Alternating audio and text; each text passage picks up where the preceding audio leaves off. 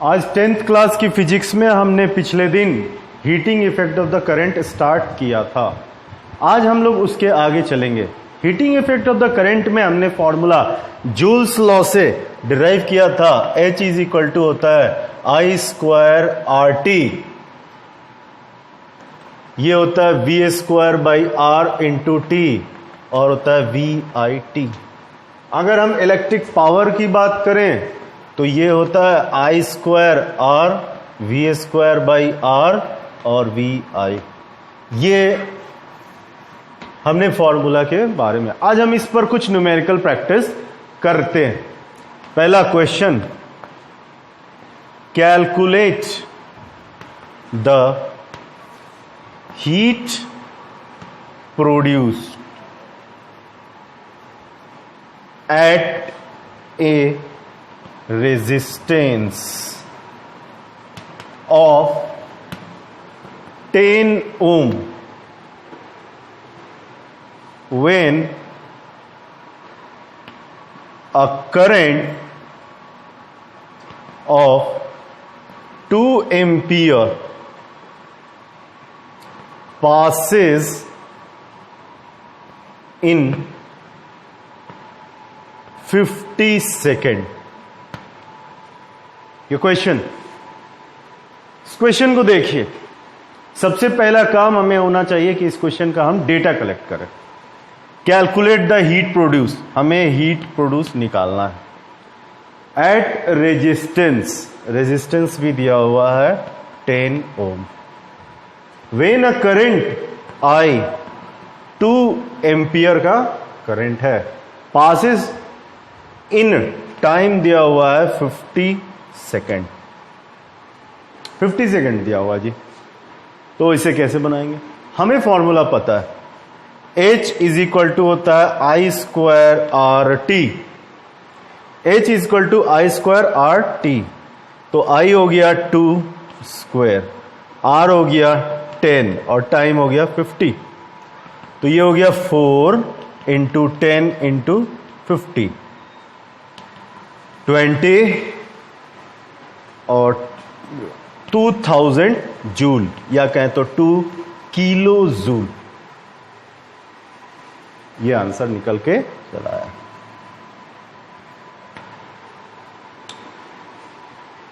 अब एक और next question,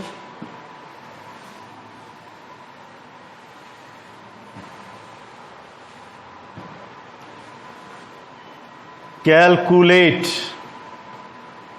the heat produced at a resistance of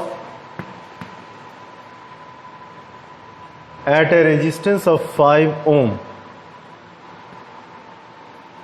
in 10 seconds when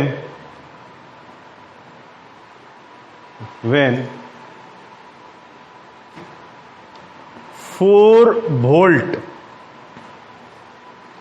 potential difference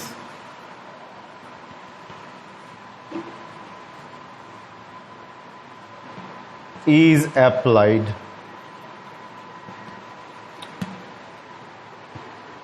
तो इस क्वेश्चन को देखते हैं। हमें हीट निकालना है, रेजिस्टेंस की वैल्यू दी हुई है, टाइम दिया हुआ है और वोल्टेज गिवन है। तो ये फॉर्मूला, वोल्टेज दिया हुआ है 4 वोल्ट। अब ऐसी अवस्था में सीधा सीधी फॉर्मूला हमारे पास है V square by R T। Formula में हमने रखा 4 into 4 by resistance 5 into 10, 2 times, this is 32 joule. तो क्लियर समझ में आया कि अगर ये सर्किट हमारे पास गिवन है तो इस सर्किट में हमें हीट निकल रहा है 32 joule. Next question,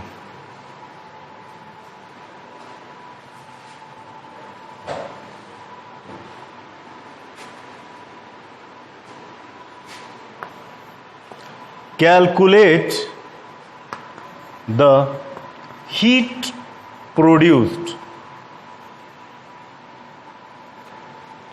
when 10 ampere, no, 2 ampere current is passing through any circuit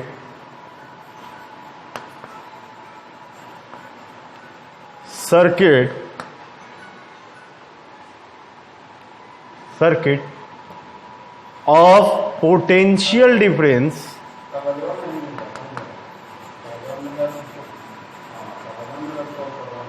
potential difference 5 volt till 100 second. तो ये क्वेश्चन है, H इज इक्वल टू निकालना है हीट प्रोड्यूस, करंट दिया हुआ 2 एम्पियर पास कर रहा है, आप पोटेंशियल डिफरेंस आपको दिया हुआ है 5 वोल्ट, टाइम भी दिया हुआ है T is equal to 100 second.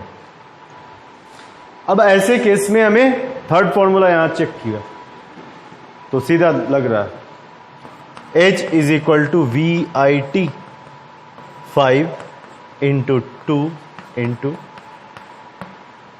That is 1000 joule, या कहें तो 1 किलो जूल। ये आंसर मिल गया हमें। Next question,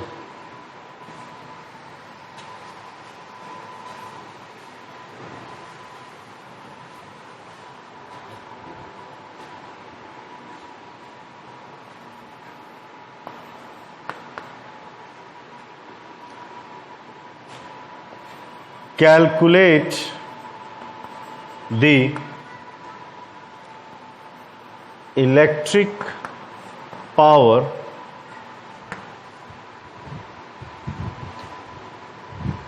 of any resistance of 10 ohm when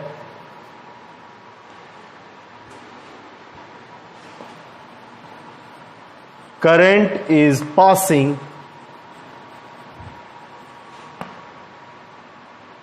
when 5 ampere current is passing through it। जब हमें दिख गया calculate the electric power of any resistance 10 ohm when 5 ampere current is passing through it, तो H is equal to है I square R, where I is equal to 5 ampere का square, R का मतलब 10 ohm, 25 गुने 10 that is called 250 watt. 250 watt clear हुआ कि भाई 250 वाट इसका आंसर, ये गलत लिख दिया मैंने, पावर होगा P, पावर की यूनिट होती है 250 वाट।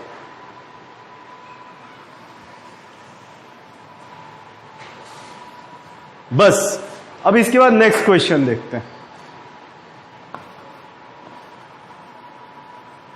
Calculate the electric power of resistance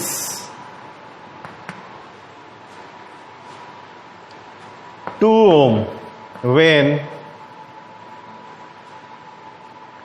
8 volt potential difference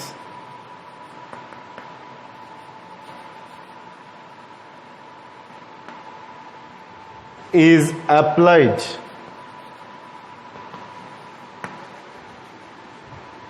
तो P is equal to V square by, यहां पी निकालना है, आर दिया हुआ है और वी दिया हुआ 8 वोल्ट। तो हम P बराबर रख दिया V square 8 into 8/2, 32 watt. 32 watt. Clear हो गया?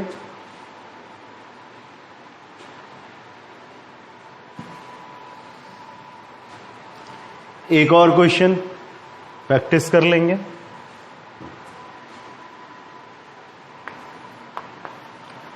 Calculate the electric power when 10 ampere current is passing and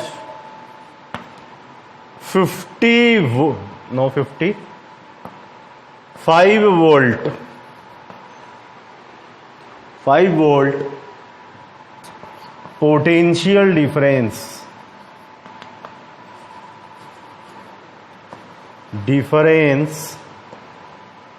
is applied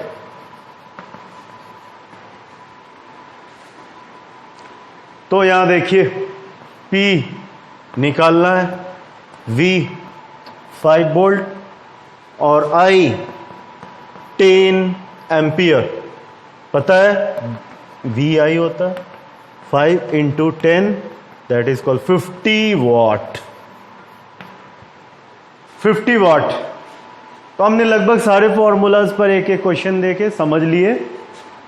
अब इसके बाद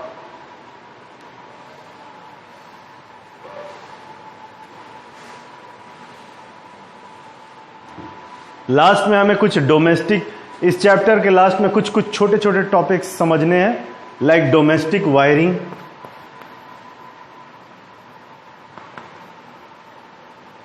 हमारे घर में डोमेस्टिक वायरिंग होती है, तो डोमेस्टिक वायरिंग में सबसे पहला कि हमारे घर में जो डोमेस्टिक वायरिंग होती है वो सीरीज और पैरेलल का कॉम्बिनेशन होती है। कुछ चीजें सीरीज में लगी होती हैं, जैसे स्विच और पंखा है सीरीज में, स्विच ऑफ पंखा भी ऑफ, स्विच ऑन पंखा भी ऑन। मेन फ्यूज है, फ्यूज से हमारा पंखा जुड़ा हुआ है सीरीज में। लेकिन पैरेलल क्या होता है? पंखा और बॉल पैरेलल में। जब हम बल्ब बुझाते तो पंखा चल रहा होता है, पंखा बुझाते तो फ्रिज चल रहा होता है। ये सभी आपस में पैरेलल में जुड़े होते हैं। तो ये सीरीज हो गया और पैरेलल हो गया। इसके बाद एक कलर कोड आता है। जैसे हम देखते हैं स्विच में 3 कलर दिखाई पड़ता है। एक होता है ग्रीन कलर, एक होता है रेड कलर, एक होता है ब्लैक कलर।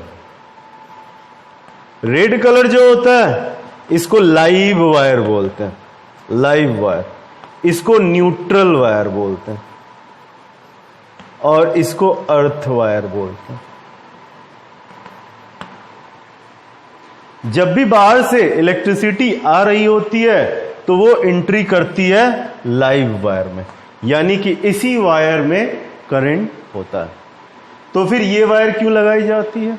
क्योंकि हम जानते हैं करंट तभी फ्लो करता है जब पोटेंशियल डिफरेंस होता है।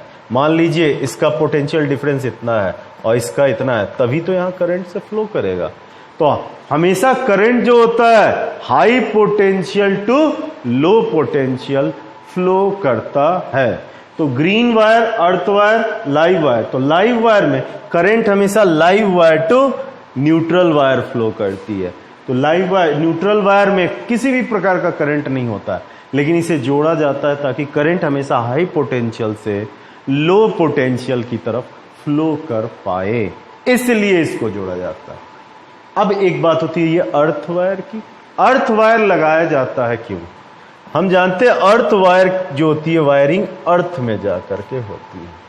कभी कभी हमारे घर में जो अप्लायंसेज है, मशीनरी होती है, वो मशीनरी मेटल की बनी होती है, लाइक फ्रिज, लाइक वो कई बार वॉशिंग मशीन या कई सिस्टम जो होती है ये सब मेटल के बने होते हैं, और इसमें चार्ज स्लिप करके मेटल की बॉडी पे आ जाता है। ऐसे में अगर किसी ने इसे छू लिया तो उसे शॉक लग सकता है, तो यहां वायर को जोड़ दिया जाता है और अर्थ कर दिया जाता है, जिससे इसका सारा चार्ज निकल करके अर्थ में चला जाए। तो अर्थिंग का वायर किसी भी मेटल के अप्लायंसेस पर से चार्ज को डिस्चार्ज कर देता है, जिससे हमें किसी भी प्रकार की शॉक से वो बचा लेता है। तो फ्यूचर में हमें किसी भी प्रकार का शॉक ना लग जाए, कोई भी प्रकार की घटना ना घट जाए, दुर्घटना ना घट जाए, इससे बचाने के लिए अर्थिंग वायर लगाया जाता है।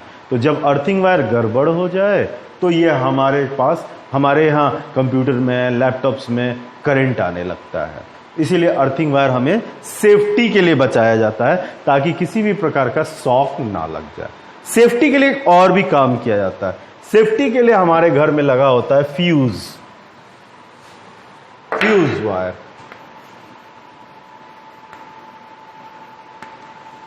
सपोज इधर सर्किट है और यहां लगा हुआ है फ्यूज वायर, हम लोग देखते हैं। अब ये फ्यूज वायर क्या होता है? फ्यूज वायर टिन का और लीड का बना हुआ होता है, लीड का बना होता है। हम फ्यूज वायर क्यों लगाते हैं? हम फ्यूज वायर इसलिए लगाते हैं कि करंट जब कभी ज्यादा घर में आ जाए तो उस वक्त हमारा फ्यूज वायर पिघल जाए, फ्यूज कर जाए और आगे का सर्किट ब्रेक कर जाए, जिससे करंट आगे नहीं जा पाए और हमारे घर में सेफ्टी रहे। अगर हमें ऐसा करना है तो हमें लगाना होता है फ्यूज वायर। अब ऐसे वायर की जरूरत होती है जिसकी मेल्टिंग पॉइंट बहुत लो हो और रेजिस्टेंस बहुत हाई हो। जब इस तरह से देखा जाए तो एक एलॉय होता है टिन और लीड का, इससे एलॉय से ये वायर बना जाता है। ऐसा इसलिए कि लीड की रेजिस्टेंस जो होती है बहुत हाई होती है और टिन की मेल्टिंग पॉइंट बहुत लो होती है। तो जब इन दोनों के कॉम्बिनेशन और एलॉय से ये वायर बनाया जाता है तो ये वायर हमें हाई वोल्टेज या हाई करंट से बचा लेता है। जब भी करंट हाई होता है, रेजिस्टेंस हाई होने के कारण यहाँ पर हीट बहुत ज़्यादा प्रोड्यूस होने लगता है। हीट प्रोड्यूस होते ही इसकी मेल्टिंग पॉइंट कम होती है, इसलिए ये मेल्ट कर जाता है और ब्रेक कर जाता है और सर्किट ब्रेक हो जाता है, और ये हमें हमारे घर में किसी भी प्रकार की दुर्घटना से बचा लेता है। तो कोई भी प्रकार की आगे की दुर्घटना, सारी मशीन जो आगे करंट ही नहीं जाएगा, इसीलिए सब कुछ सेफ हो जाएगा, सिक्योर्ड हो जाएगा। तो सेफ्टी के लिए हम लगाते हैं फ्यूज वायर। तो यहां पर आपका चैप्टर लगभग हो जाता है एंड। बाकी क्वेश्चंस आप करेंगे और बुक में और भी बहुत सारे क्वेश्चंस हैं, हम चेक करेंगे। तो अब हम देखते हैं नेक्स्ट वीडियो में।